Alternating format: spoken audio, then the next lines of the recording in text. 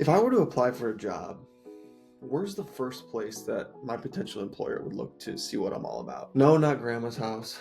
It might be a good place to look. It might be there getting a home cooked meal. No, not the local fitness center. And no, not your local municipal golf course, although those are all places that I frequent. But they would definitely look at my LinkedIn profile, and they'd look at yours too. Tips that I'm about to share with you are ones that I've used since I was a freshman in college to optimize my LinkedIn profile, which helped me land more job interviews. So I'm going to use my LinkedIn profile as an example for this video. It's most certainly not perfect, but it does have some of those essential elements that I'm going to go through in this video that's going to help you crush it. So first things first, your profile picture. Now this should be pretty self-explanatory, but you'd be amazed at how many LinkedIn profiles that I've seen that don't even have a profile picture at all. So this really is your first impression. You want to make sure it's something that's well lit, you're wearing something somewhat professional, and you have a solid background. There's a lot of different background options that you can choose from, and I'm going to show you a tool called Profile Pic Maker that you can use to choose your background. For example, I used a purplish blue. A lot of the stuff that I do is purple because that's kind of like my personal brand color, so to speak. So you could just head over to profilepicmaker.com, and I'll link this in the description below.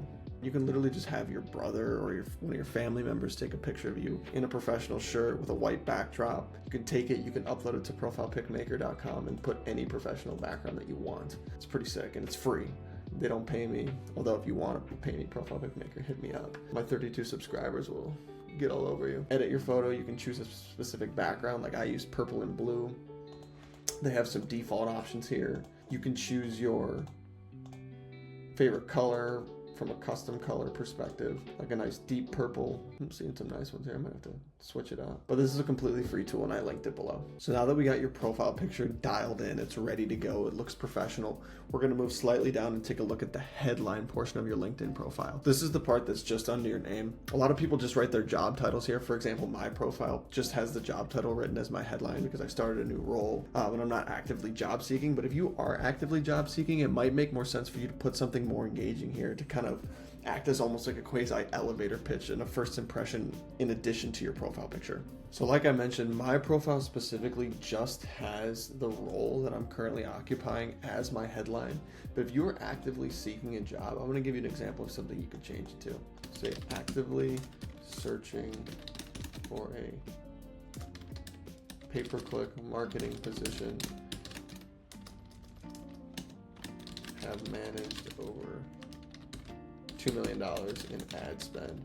So this is a very strong headline for a job seeker because it lets hiring managers, recruiters know that you're actively looking for a role in this specific industry with these specific technical skills, and then providing some background information on what you've done as a conversation starter and as a hook for them to kind of get interested in you as a person. If you've applied for a job and they saw this, they say, wow, he's managed $2 million in ad spend. He must have some PPC marketing experience.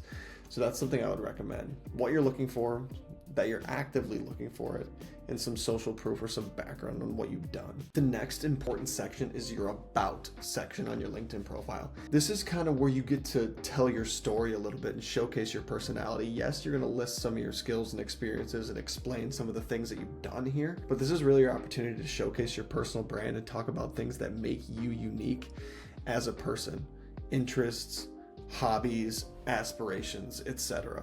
Personal things. I'm going to read a few that I've included here. Passionate search engine marketer, agency owner, personal finance aficionado, and aspiring real estate investor. From a professional, a business perspective, that is pretty much all you need to know about me. I don't get too into family, faith, things like that, although those are things that you can include here if you feel that's necessary. And then I include some details about what my current experience was.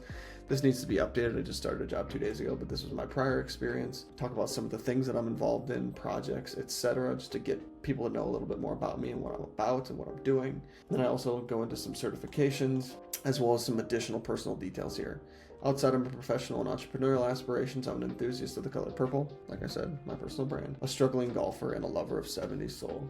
Where are my Teddy Pendergrass fans at? Now we're going to talk about experiences and skills, arguably the two most important sections of your LinkedIn profile. Under the experience section, you have the ability to list your experiences as well as the relevant skills that you acquired in those experiences. and put some explanations about projects that you've worked on. And my recommendation is to include as many real metrics as possible, just like you would on your resume. What changes did you make? What projects did you work on? What recommendations did you implement? And what were the results, the tangible impact that those things that you pushed forward had on the company, had on a specific project that you're working on, etc. So we want to put percentages in here. We want to put dollar values in here, numbers in here, return on investment numbers. For example, I'm going to read one to you here. Led the implementation of a new landing page experience. So that was a project that was worked on that resulted in a 20% decrease in cost per lead, real numbers, 23% increase in patient volume, and 20% increase in contribution margin or profit to the organization. And you're going to want to go through all the experiences that you've had and come up with as many of these as you can that are real and are relevant.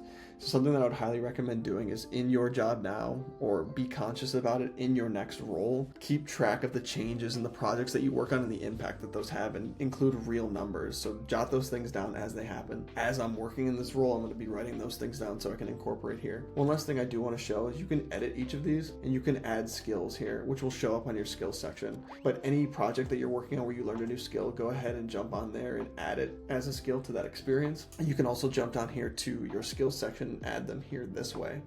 So very basic, let's just say digital marketing, and I can select that skill, and then I can choose all of the relevant experiences where I used that skill or how I acquired that skill. So experiences and skills, highly recommend decking this out as much as possible with real numbers and real skills that you acquired.